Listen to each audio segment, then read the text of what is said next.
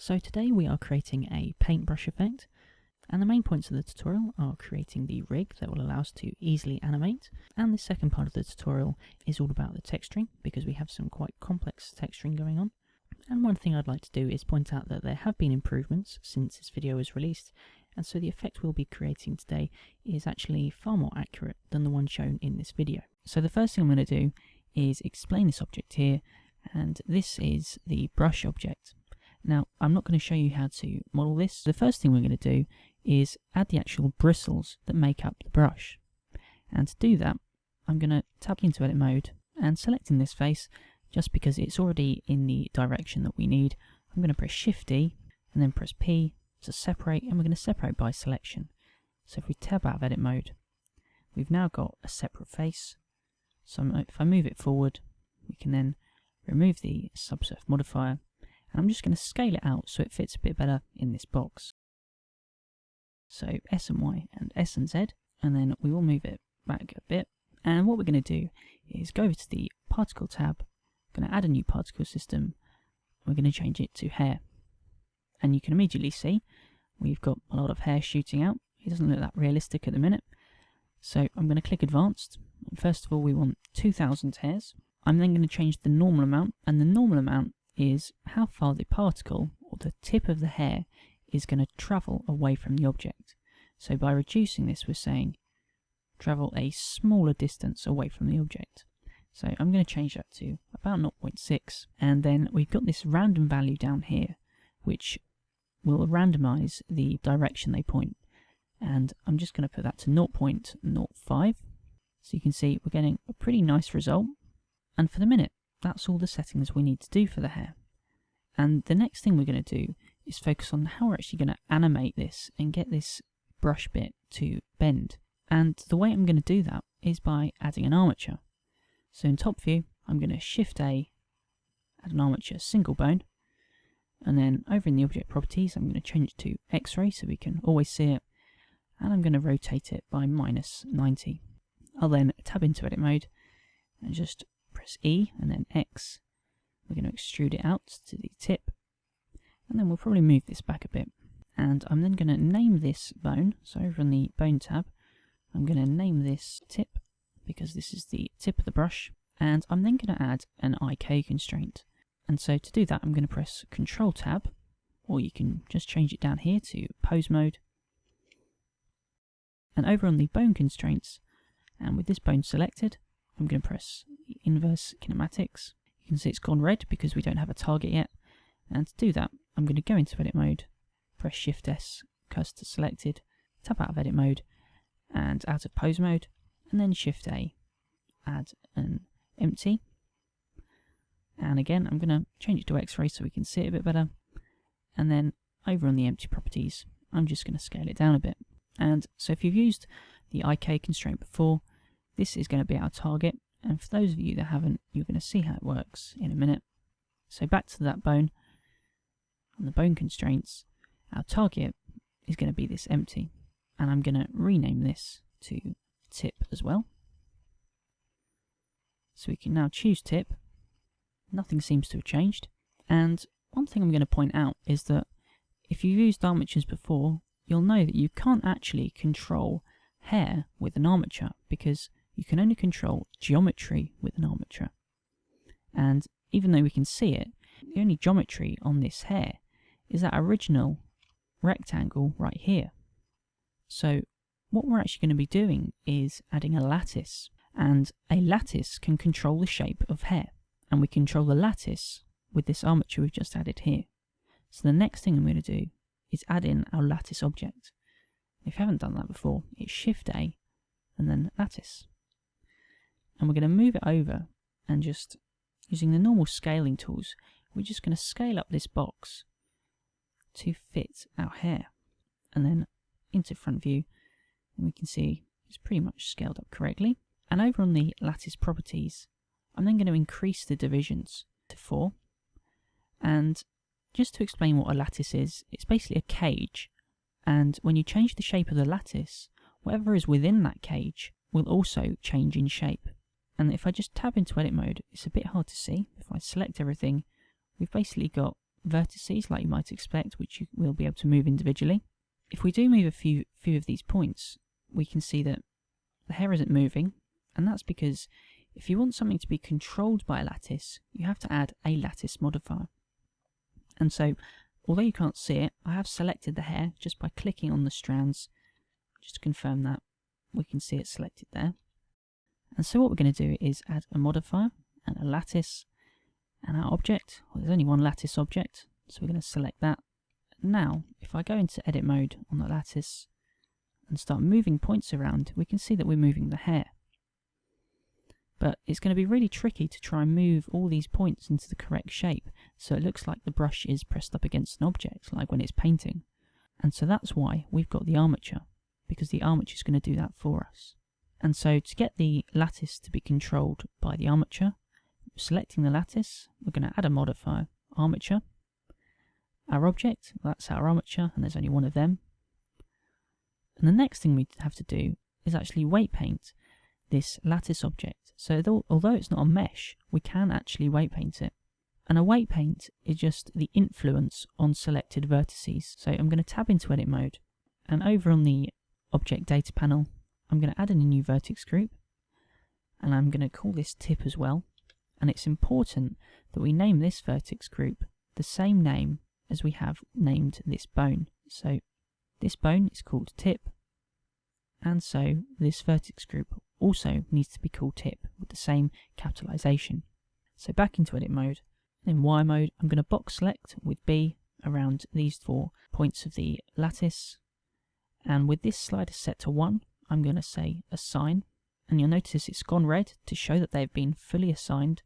Deselecting them, I'm going to box select this next 2, and I'm going to reduce this number to 0.25 to only give them a quarter of the weight, and I'm also going to assign them. And you can see they've gone a faint blue because they've only been slightly weighted. And then I'm going to tab out of edit mode.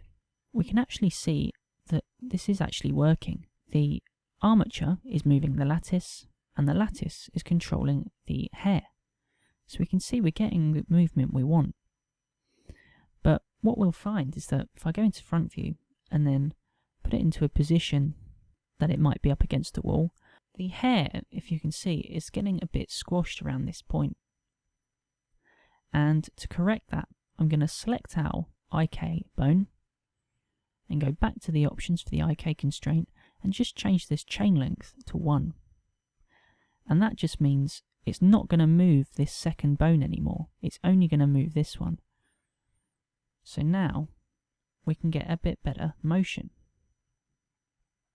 Now, one thing you may have noticed as well when I was moving this IK target is that we're seeing the individual segments on the hair. And if you start to see this, we can simply increase the resolution of this hair. So back over to the hair system, I'm going to move down to the render tab, and you can see we're set to 3.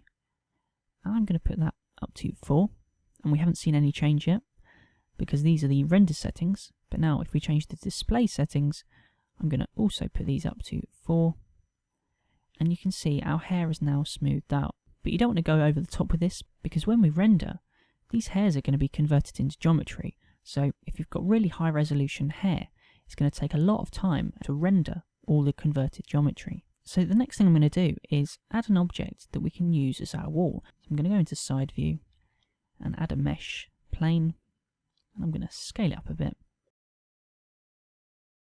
And then I'm just going to move it up so it's sitting on that green line, and then move it back to roughly the edge of this grid. And what we now want to do is see how we can move this paintbrush, because currently all these objects are separate, and so it's going to be a bit difficult to move them all at once. And so to fix that, I'm going to add another empty, and this time it's going to be a sphere, and I'm then going to move it back and then scale it down to be behind the brush. So now what we're going to do is select everything, and then I'm just going to deselect with B and then middle mouse button. I'm going to deselect that empty, and then making sure this is the last selected object, I'm going to press Ctrl P and then Object, keep the transform, and we can now move this brush around. So selecting both the empty and our controlling parent. I'm just going to move our brush up a bit to roughly where it's going to be starting from, and then I'm going to move this empty to the level of the wall. And that's because when we now move this controlling parent, we can see as we get near the wall, we start to bend our brush, and you can almost start to see the effect that as we get near, it starts to paint. And so if you notice that when the brush is at this point, we shouldn't really have any bending. And if I were to move this empty backwards, you would see that this reduces the bending. So we can see that when the brush is not touching the wall yet, this empty should be back here. But when we get to a point where the brush should be bent, then the empty should be over here. And so really we need to drive the motion of this empty to move depending on where the brush is. And although I said we're going to be driving it, we're not actually going to be using drivers. We're going to be using a transformation constraint. So I'm going to add a constraint, transformation, and the object that we're going to be looking at the motion of is called empty. So we're going to choose empty. You can see there's a relationship line now drawn between them. And if you haven't used this before, it may look a bit confusing. So let's break this down into something we can understand. We can see it says source up here and destination down here. So what it's going to be doing is looking at our source object, which is this empty, and saying, depending on where you move, I will move somewhere else. And so we're going to be moving this on the x-axis, which is this direction. Your scene may be different, but if you're seeing the red line going across the scene, we're going to be moving our objects on the x-axis. So let's put in some numbers just to see how this might work. So let's say I'm going to be moving between an x position of 1 and an x position of 5, and I want this to move between an x position of maybe 5 and an x position of minus 20. Now I'll explain why I put those numbers in a minute, but you can see already we've got some movement. So let's see what happens when we move this object on the x-axis. So you can see we're almost getting what we want. The closer we move the brush, the closer the empty gets. But unfortunately, it's moving far too soon. So really, we only want it to move when we get to here, but it's already there. So how do we change that? Well, when we're trying to understand how to change the values on the transformation constraint, we have to think of what we're trying to do. Now, we're trying to control when this moves. We'll deal with how far it moves in a minute, but the time it should move is when our object is here. So if we're dealing with when it should move, we look at the source values.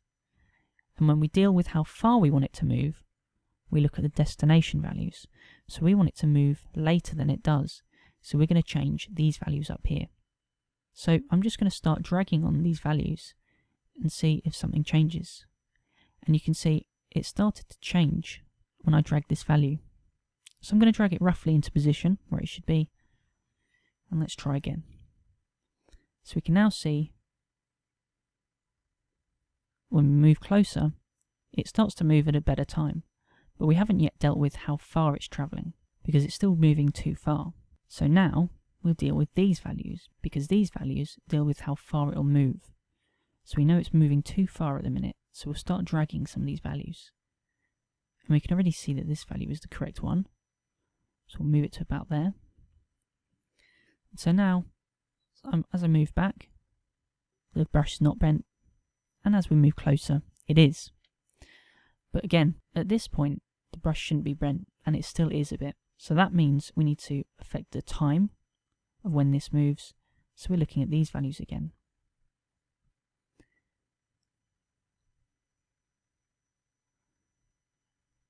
And you'll see that both of these values actually affect the position in a way that looks positive to us.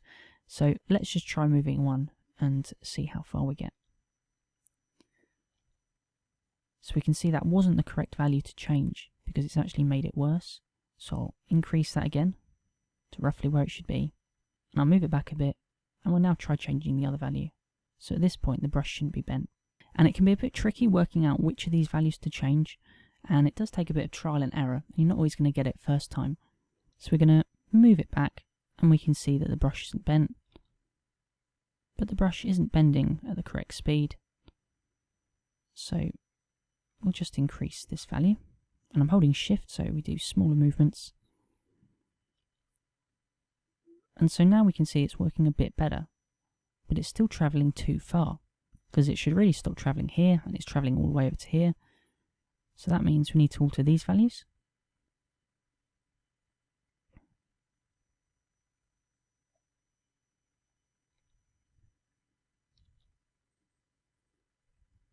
So we can see at this point the brush should be bent.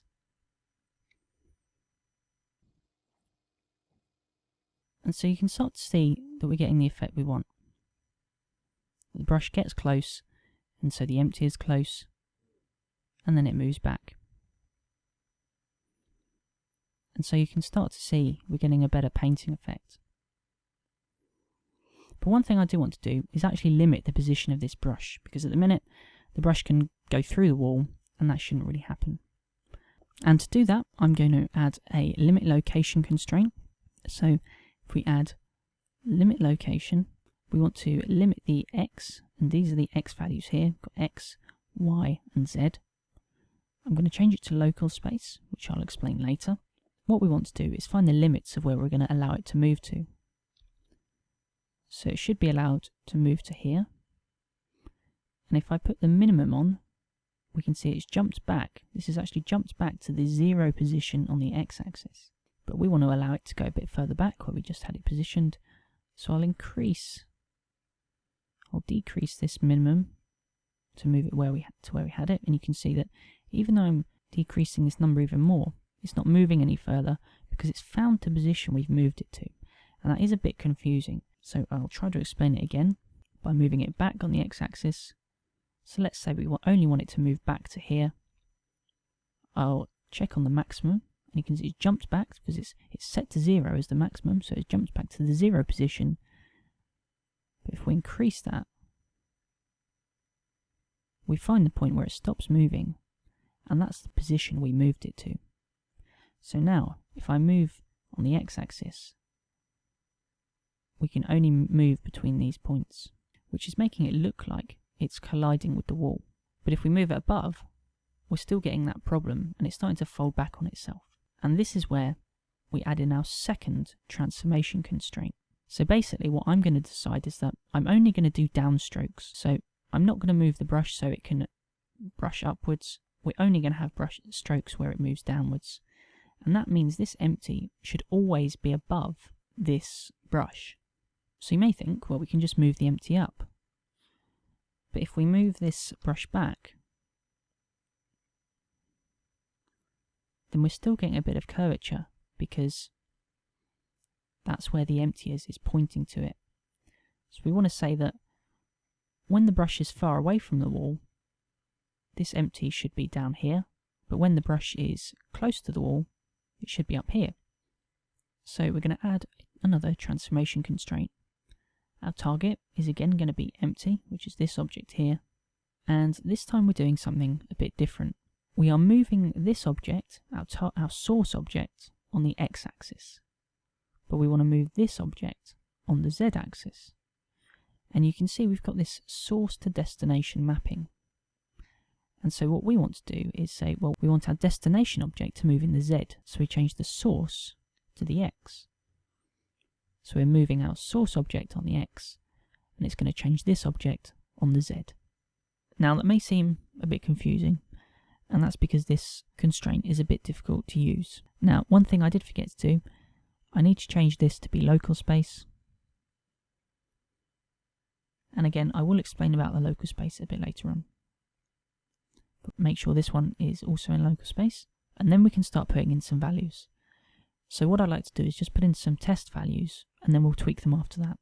So again, I'm going to put in 1 and 5, and remember we want it to move on the Z, so we're not putting values in here, we're putting them in here, and I'm going to try 5 and -20. So again, we've seen some movement, which is good because we know something is happening. So let's move it back to our limit, and we can see it's moved way too far down. So if it's moved too far, we change these values. So I'm guessing this -20 is a bit too much. So we want it to be roughly straight on with the brush, like that, so the brush is no longer curved. And then when we move it in to the limit, it should really be a bit lower, so we know that that 5 is probably too much. So then we can deal with whether it's moving at the right time, which is these values. So really when I'm back here, the brush should already be straight, and it's not. So let's try moving this value. That doesn't do anything, so I'll change that back to 5. So let's change the 1, and that does change it. So we can see the brush should be straight at this point, but if we move it in, we can see it starts to move up. But it doesn't seem to move incorrectly anymore, and that sometimes happens is that we'll move one value, and we need to then increase the other values. So we're then going to increase its maximum to up here. And as sometimes happens, it looks like we may need to fine-tune how far it moves on the x-axis, which is our other transformation constraint. So let's try increasing that. And you can see it does need some fine-tuning. So that's what we're going to do now. It's not moving further back enough on the x-axis, which is this transformation constraint.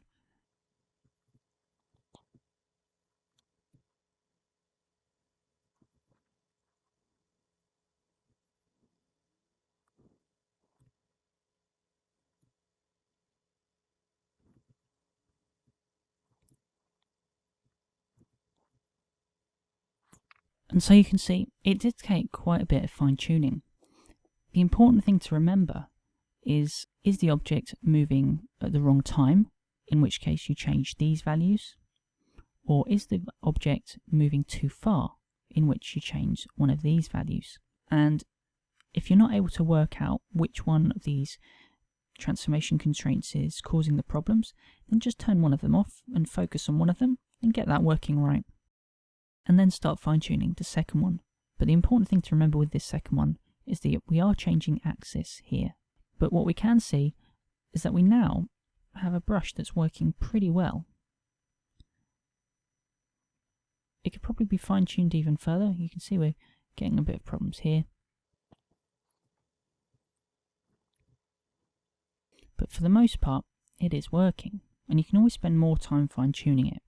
The next thing I want to do is add a bit of tilt to this brush, because it was my thought that we're trying to make this natural motion, almost as if someone is holding this brush, and so it doesn't make sense that the brush is going to stay absolutely straight when it's at the top of the stroke and when it's at the bottom.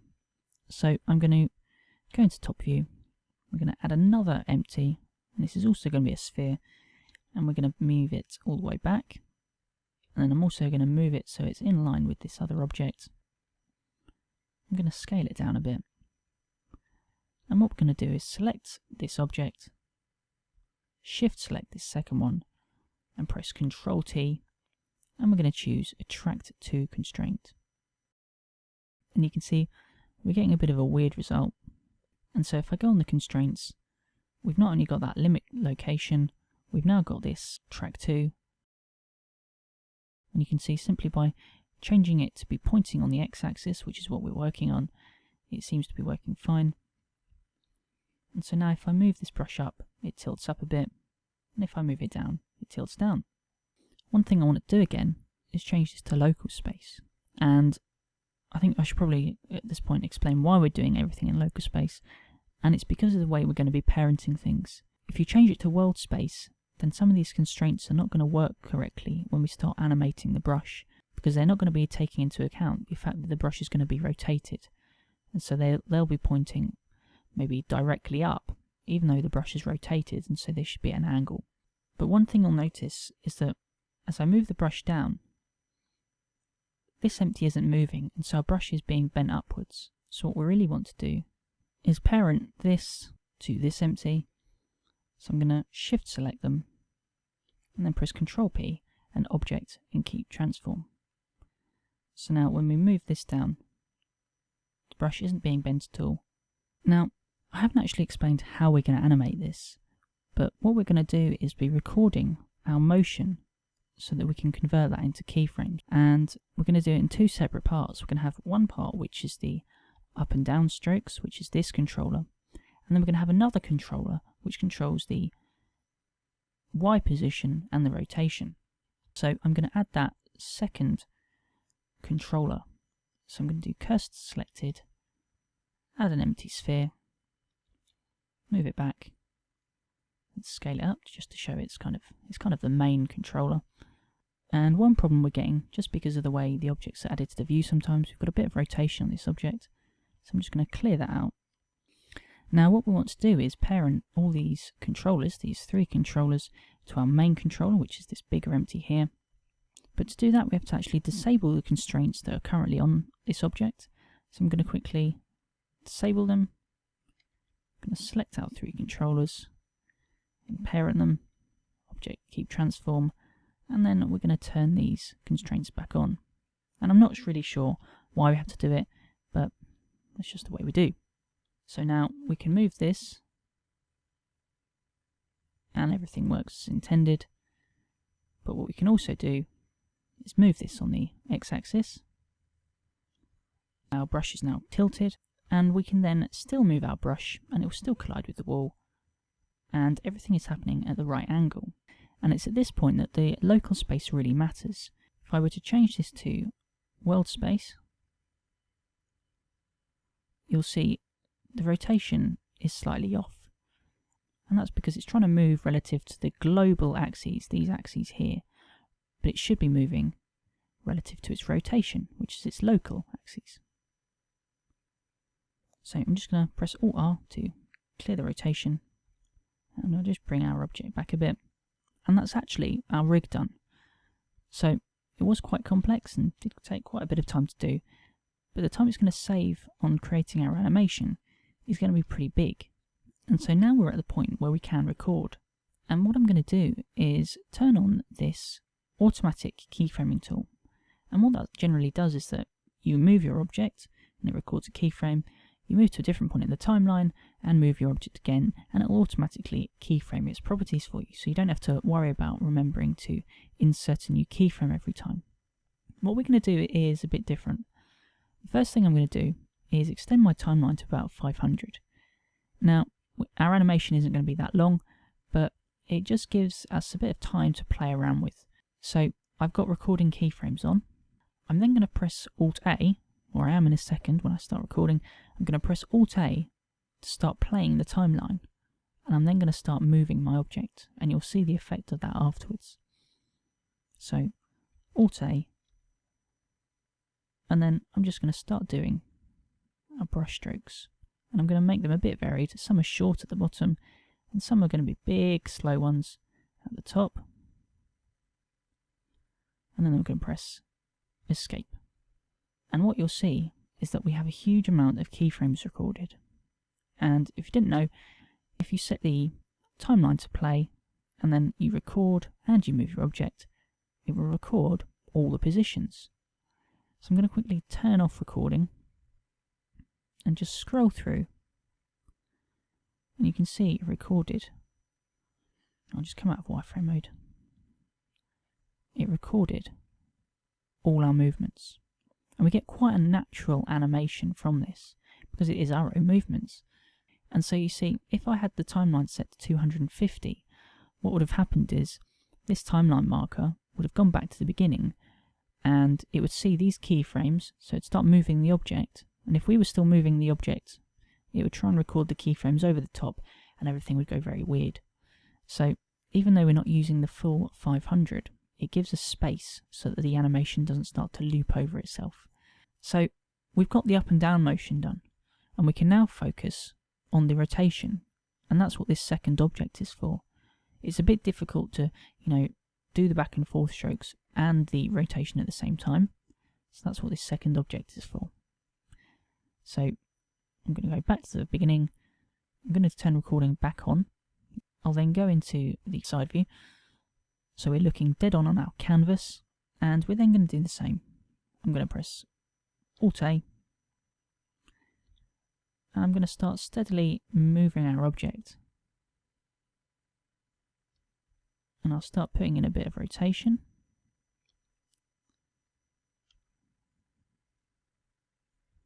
And then I'll press Escape. So you see, it was playing back the keyframes on this one, and we added rotation on top of it. So now if we play back,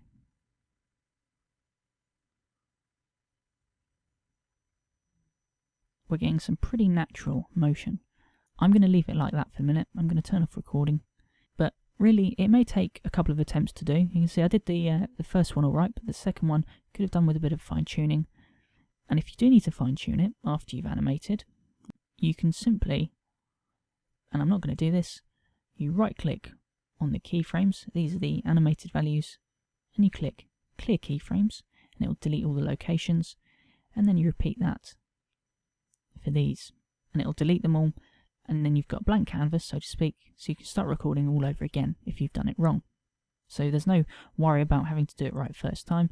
Take as many times as you need to get it right.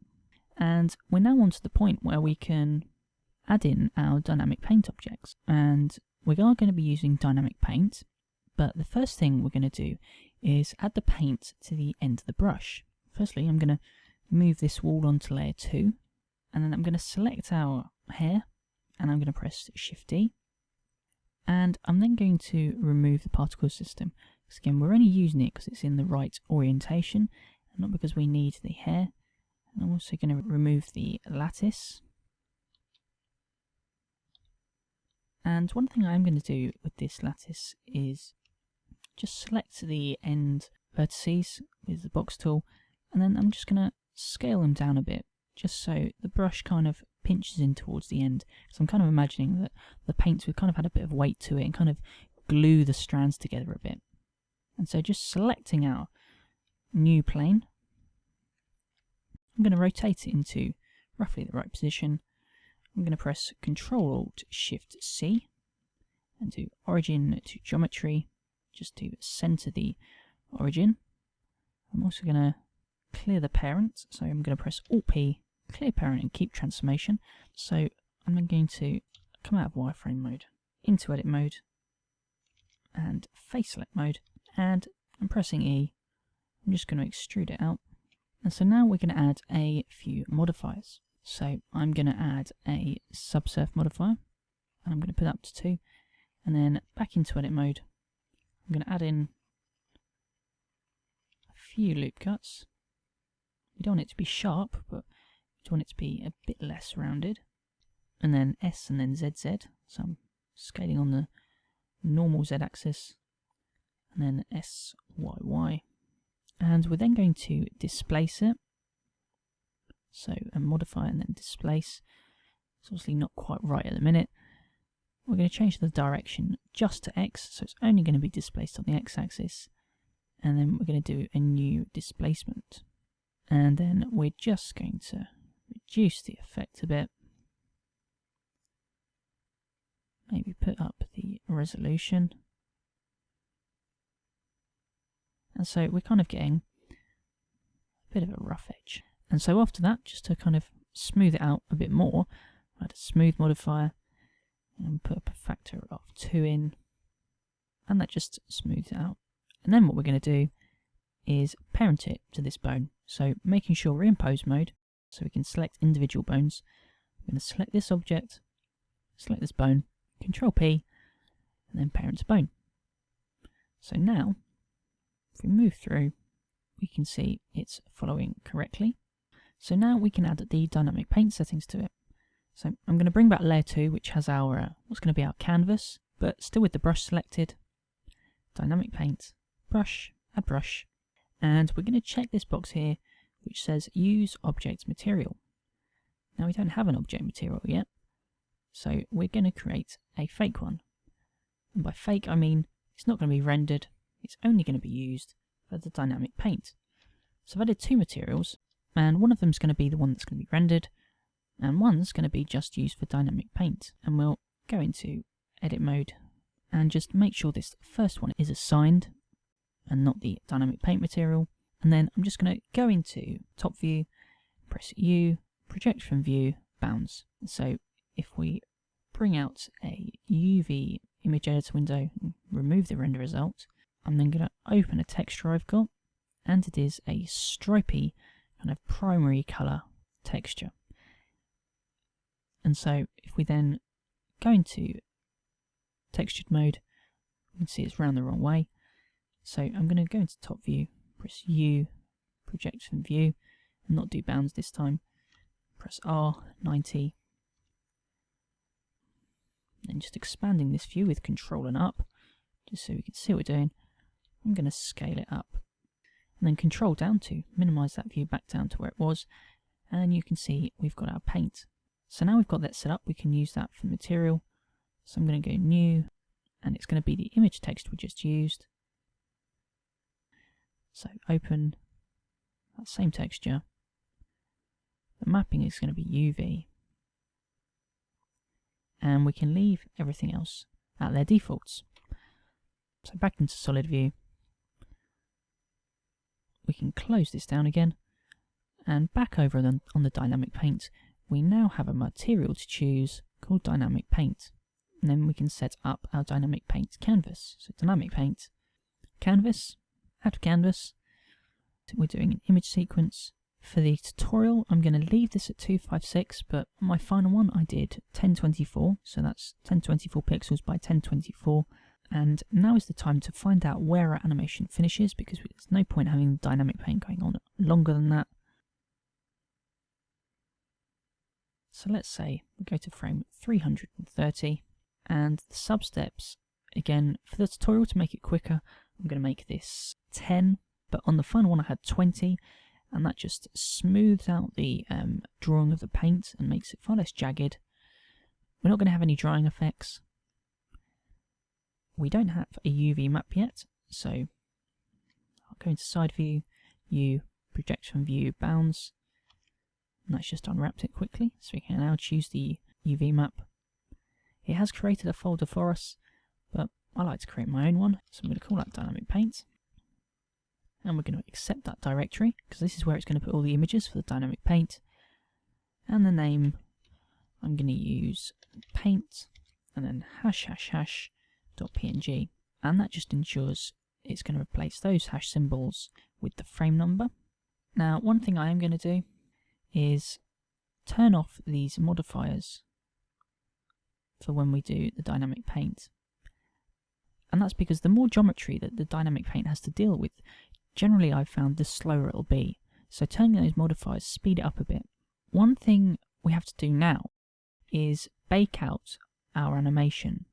And what I mean by that is, at the minute, this object is being controlled by a parent. And so it moves around because it's being parented to an object and it follows it. But I've found that that causes some problems with the dynamic paint. I'm not really sure why. All I know is that this is the fix for it.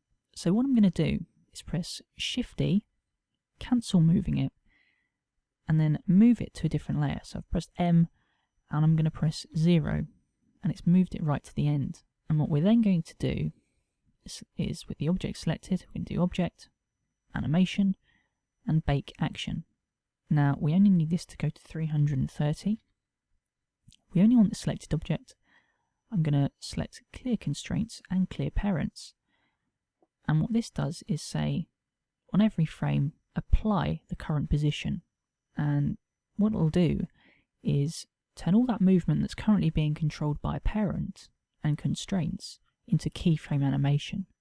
So I'm going to press OK, and it takes a bit of time. And you can see now we have some keyframes. And what it's also done has removed the parent, because you obviously don't want it to be animated and parented, because that'll muck it up a bit. And so now we can see that it's actually fully animated with keyframes. Now you may think, well, what if I want to change that animation? You know, I go back, I refine it.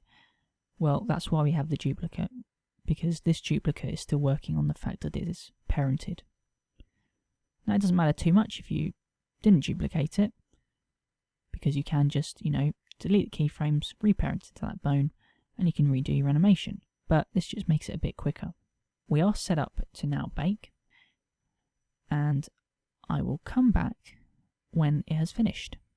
So that's finished now, and now's a good point to set up the material, or start setting up the material for this wall, and that's so we can actually see what the dynamic paint has produced.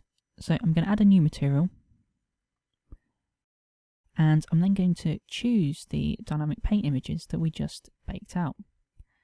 So I'm going to open an image, I'm going to navigate to the folder where I have them all baked out to. I'm going to select the first one, and we want to change single image to image sequence, and we want to change the number of frames from 100 to 330. And we also want to put auto refresh on, and that's so every time we change to a different frame, it will update to the correct frame in the image sequence. And you can see we've got the results here. I'm going to change the mapping to UV, and so that we can view it in the viewport, I'm going to change to textured mode. We still can't see it, and that's because you also have to set it as a texture in the image editor. So from this drop down list, I can see this paint 001 is our dynamic paint that we just added over here. So I'm going to select it. Looks strange, everything is as intended. Press back, and as we scroll forward, we can see our paint appearing. And obviously this is very low res because I set it to bake a quarter of the resolution that I did for my final one, and it's very jagged, and that's because of the low number of subframes. So you want to turn them up for a really good result. And I'm just going to turn on the modifiers again. And what you can see is that as I selected that different object, and now I'm scrolling through, I can't see the texture update. And it's a bit hard to get it to update sometimes. So I'm just going to go over to the texture tab, and you can see it updated. So now we can see our paint. And it's actually a bit better than I thought, because I thought we were going to have bigger gaps. We've got a bit of a gap here. So this is a point where you may think, actually, I am going to go back and redo that animation. And I'm just going to change the end of our scene to be 330, because that is where we ended it. And we're going to start editing this material properly. So firstly, I'm going to bring up the brightness. I'm going to turn off all specularity, because it's, it's a wall, it's not going to have any, or much. And what I'm then going to do is hide our layer 1, which has our paintbrush, because we don't need to actually see that at the minute. And I'm going to bring back another layer, which has a few lights on it. So these are just simple area lights. This doesn't have a shadow, this main one. You can see it's pointing directly at the wall. And then this other one does have a slight shadow. And if you want some of these settings, just take a note of them there. We've got our camera. So I'm just going to position that a bit better. I'm also going to set up environment lighting. Just set that to maybe 0.6. I'm going to set it to 50% render. And we'll see what it looks like. And so you can see we've got our texture appearing on top of the white wall. And back to the texturing, we can now add our stencil. So I'm just going to call this dynamic paint. And I'm also going to move it down. Now, this effect doesn't really make sense in the fact that, we're painting and then we're seeing an image that kind of is being revealed by paint not being on it. But it is just a way to reveal a piece of text or any image. And to do that, we're going to use a stencil, like I said. So I'm going to do a new image texture. And I'm going to open it. And it's just this black and white texture I've made of the image I want to appear. I've also got the edges a bit softer, as if the kind of paint has run a bit. And then I'm going to open it. I'm going to set the mapping to be UV. And then under the influence, we're not going to influence the colour. I'm going to change it to RGB to intensity. So basically only looks at the black and white values, which it probably is going to anyway. And then we're going to say stencil. And if we look at it, it's masking out the layer below, because that's what a stencil does. And I'm just going to change that to be called stencil. If we give that a render, we can see what we've got. And what we can see is that it's being cut out. But not quite positioned the way I want. And so what I'm going to do is go into front view. We're going to add a new UV map layer, so we can have multiple UV maps on a single object. We're going to change this to stencil. And I'm going to press U, project from view. Bring out a UV image editor again. Clear the render. And I'm going to open our stencil. And actually, we need to unwrap it again because the image has distorted the size of the UV map. So project from view, change to textured mode. So it's obviously too big. So scale it up, get it roughly in the center, and we'll then go back to our texture tab. On our stencil texture, we've got the mapping set as UV, but we want to specify which UV map, and we're going to use the stencil. So then we'll render, and we've got it a bit smaller, a bit better positioned, but just because I didn't do the animation quite correctly and I didn't fine tune it, I've got a bit of a gap here, so I'm going to shift the texture over a bit, just so we get a bit of a better result. And that will probably do. And I'm just going to change this texture. Let's have slightly different mapping.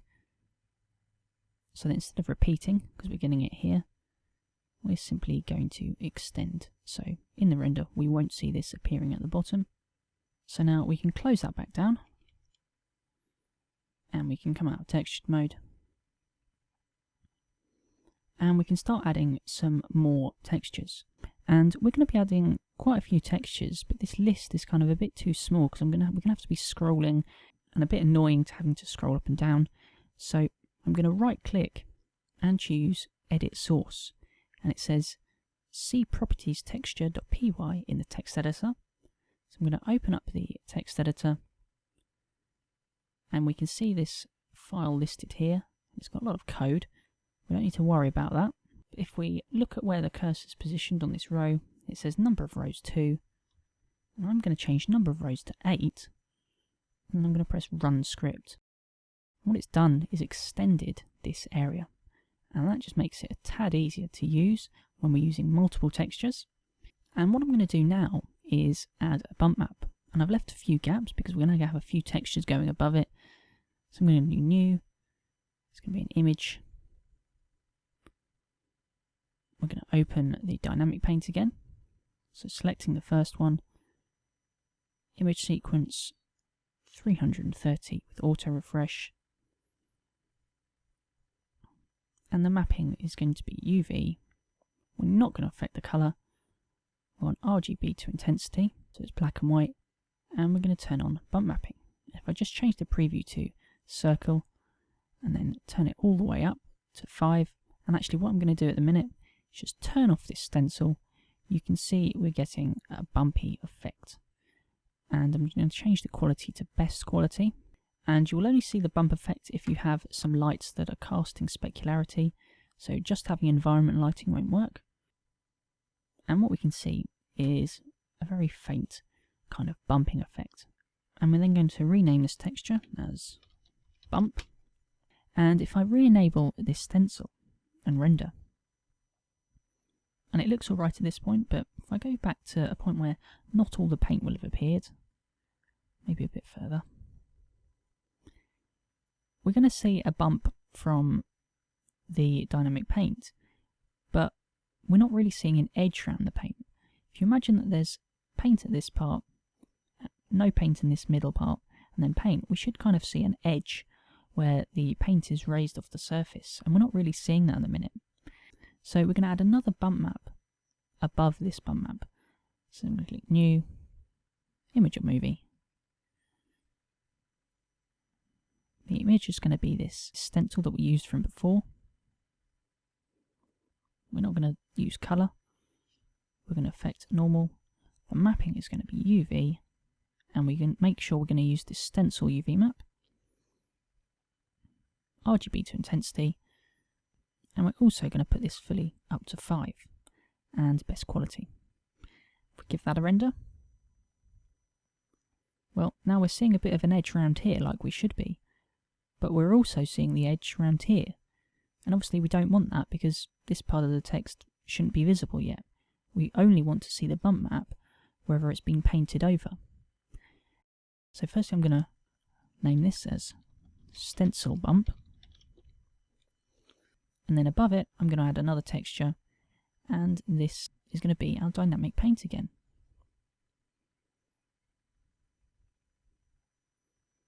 So this time I'm just going to load it through the image browser, put in the same settings as before,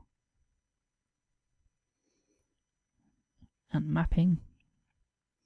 We're not going to be using colour. We want to use this as a stencil again. So RGB to intensity, stencil. And I'm just going to change this view to texture and bring up the colours panel. Now, what we want to do is have a black and white stencil, because that's how stencils work. They work from being black and white.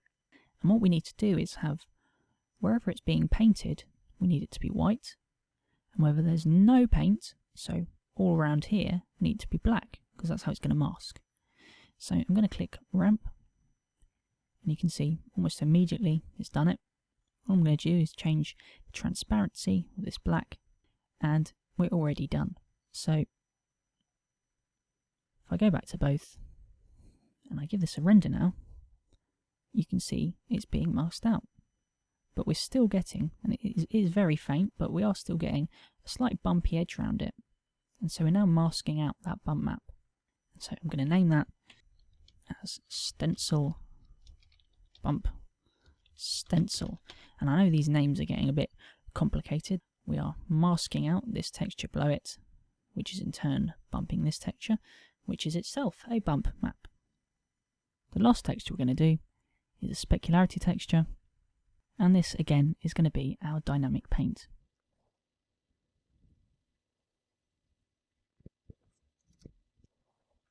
And its influence, instead of colour, it's going to be specular intensity and specular hardness. So it's hopefully going to give the paint a slightly wet look. And we want RGB to intensity again. And if we give that a render, it's probably going to be a very subtle effect because these images are so low resolution.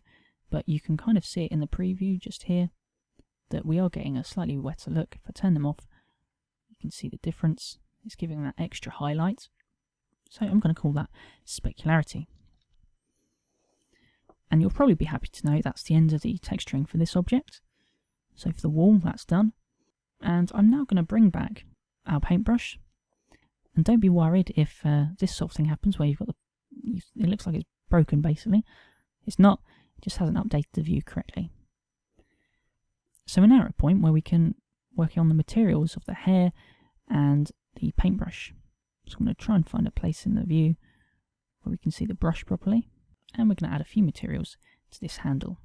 So the first one I'm going to do is add a second material, assign this to be red, and because I've got the handle in separate parts, I can select one face and press L, and it will select everything that I want to be red, and click assign.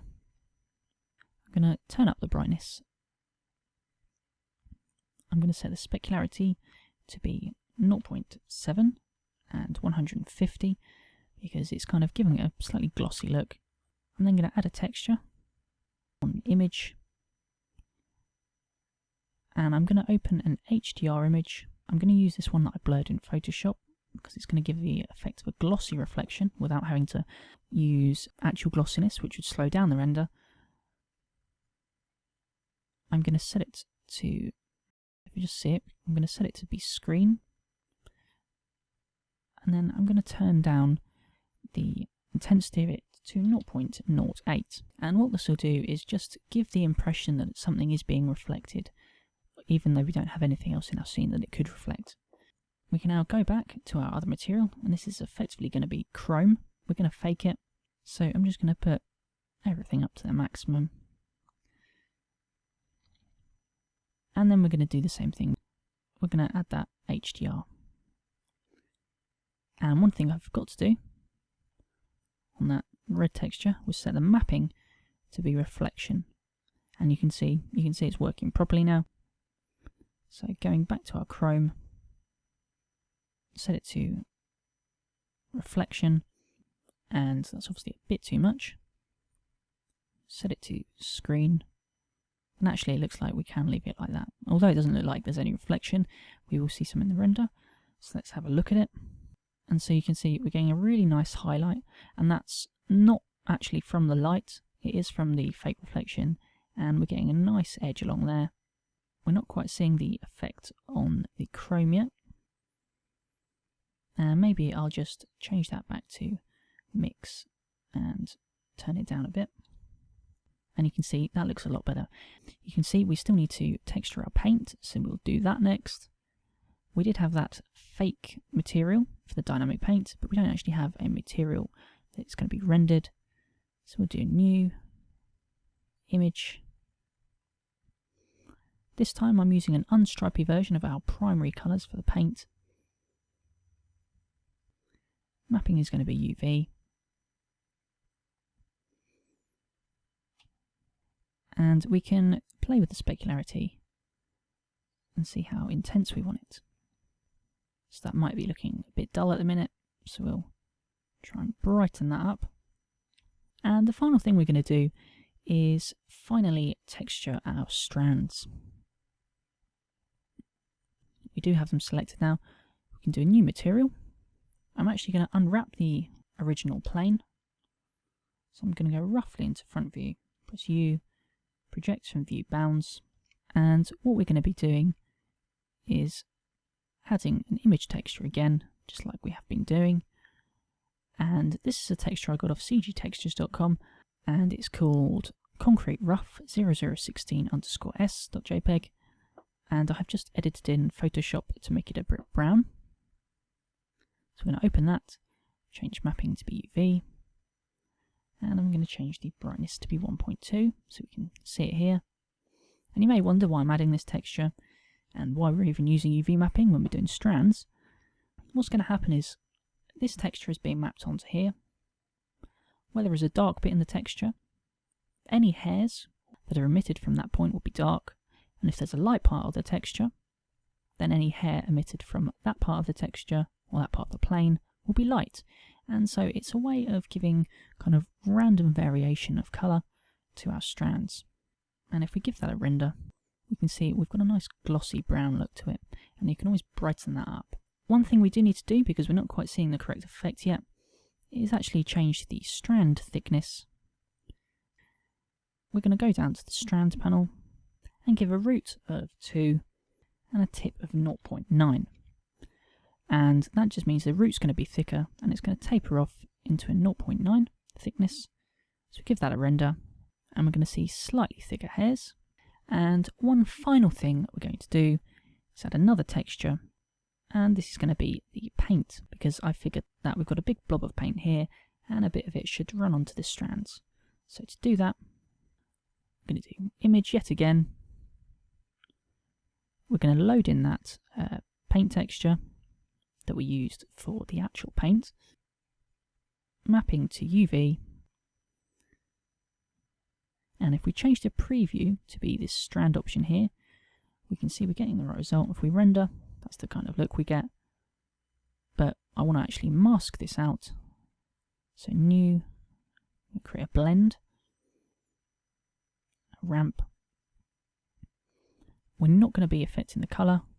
It's going to be an RGB to intensity stencil, and the mapping is going to be strand to particle, so it's going to map upwards in the direction of the strand, and you can see we're already getting a bit of effect here. If I bring in this black, you can see we're masking out the paint, and I'm just going to bring this in so it's a bit sharper, and we'll give that a render. And so you can see we're getting a bit of paint on the actual strands. And effectively, that's finished. You know, obviously you want to up the resolution of your dynamic paint. And a few things I want to mention is that when I did my animation, I had the paint dipping into kind of a paint pot. And you may wonder, well, how am I going to animate that if we've got this whole rig set up?